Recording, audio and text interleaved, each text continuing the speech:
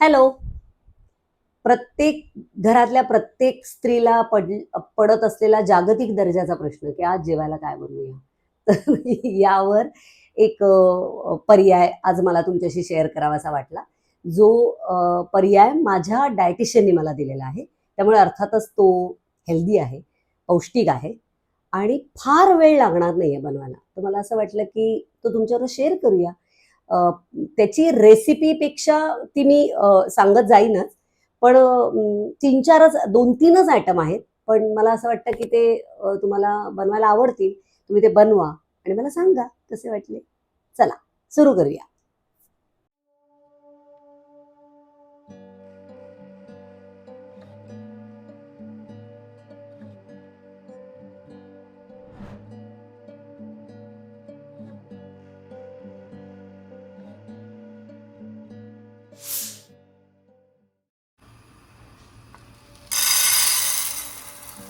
सगळ्यात आधी आपण मसूर घेतले. आता ते स्वच्छ धुवून घेऊया. पूर्ण व्हिडिओ सुरू व्हायच्या आधीच मी सांगते, की मी ते एका हाताने शूट करते आणि एका हाताने ते बनवते. त्यामुळे त्याचे अँगल आणि ते कसं दिसतंय मला माफ करा. तर आपण हे धुवून घेतले.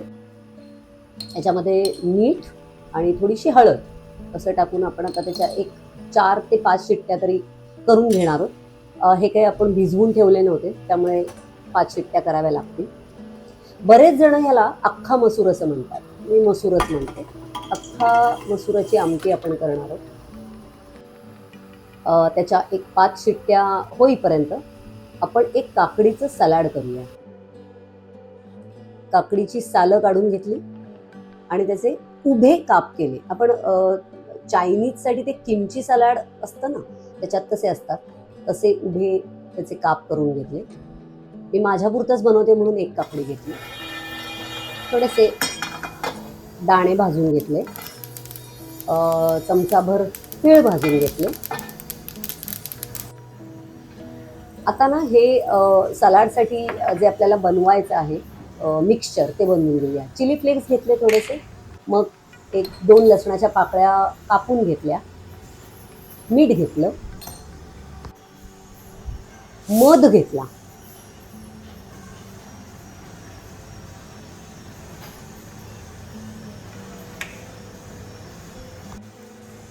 आणि एकदम गरम तेल घातलं. काय आवाज येतो ना नुसतं शिजता. आता हे सगळं छान मिक्स करूया आणि एक काही सेकंद थोडंसं मुरवत ठेवूया त्या सगळ्याची चव. ते मी मुरवलंय. काकडीमध्ये दाण्याचं कूट आणि तीळ जे आपण भाजून घेतले ते घातले आणि आता हे मिक्सर पण मी त्यात घालून घेते. आणि आता हे छान मिक्स करायचं आहे आणि ठेवून द्यायचं आहे. माझा बाकीचं सगळं जेवण तयार होईपर्यंत ते छान एक असं मिक्स होणार आहे आणि मस्त त्याची चव येणार आहे. ही आपली कुकरची 5वी शिट्टी वाजलेली आहे आणि डाळ शिजलेली. डाळ शिजली आहे हे वाक्य कमाल इथे लागू करतं. ओके. सो कढईमध्ये तेल टाकून गरम करून घेतलं.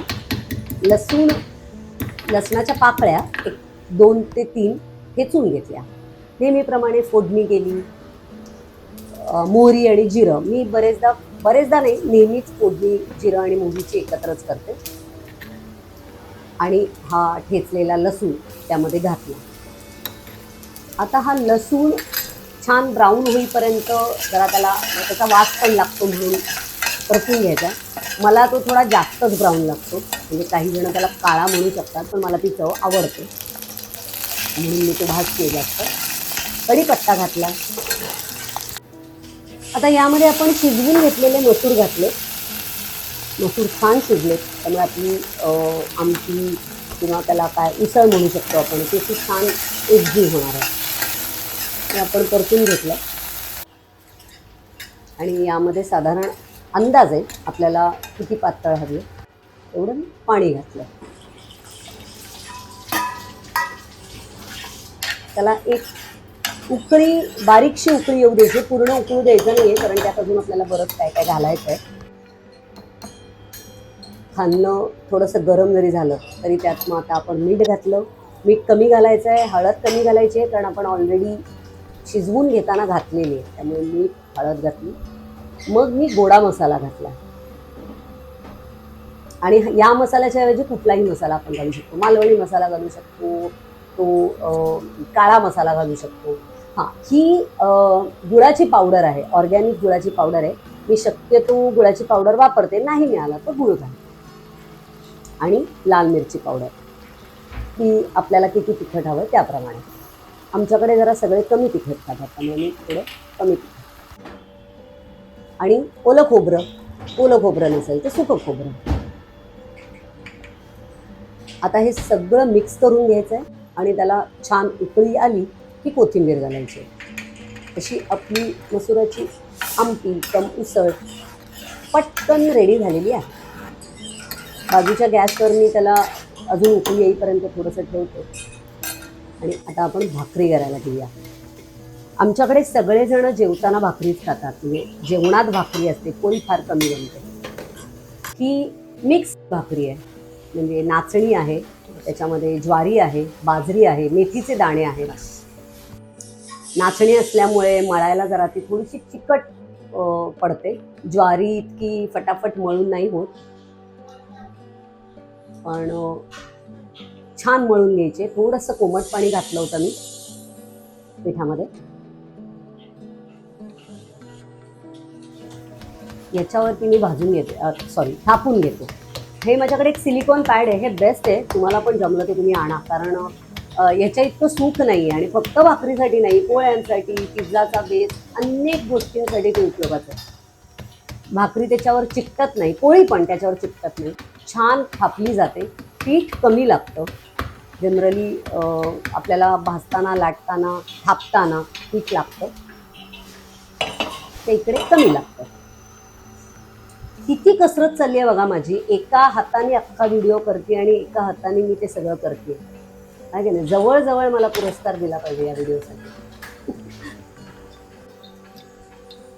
त्या भाकरी कशी करायची मी सांगत नाही बसत, कारण अनेकांना असं वाटेल त्यात काय सांगतायत, म्हणून मी नाही सांगत आहे. पण असं ह्याला पाणी फिरवून घेतात, पाणी लावून घेतात आणि ती एक बाजू त्याची भाजून झाली की ती पलटी करतात. हे मी ज्यांना माहिती नाही त्यांना सांगते. हां, आता ही भाकरी मस्त फुगलेली आहे.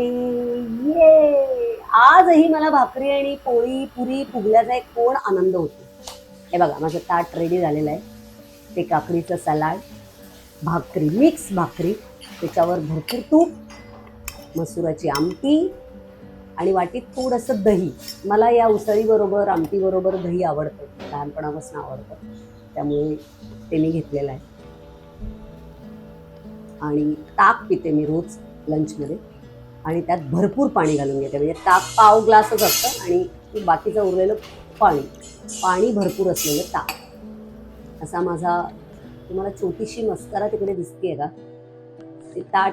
भाकरी ताटात घेतली की तिला वास येतो आणि ती येऊन बसते, कारण तिला भाकरी प्रचंड आवडते. आता मी हे चव घेऊन बघते कसं झालंय,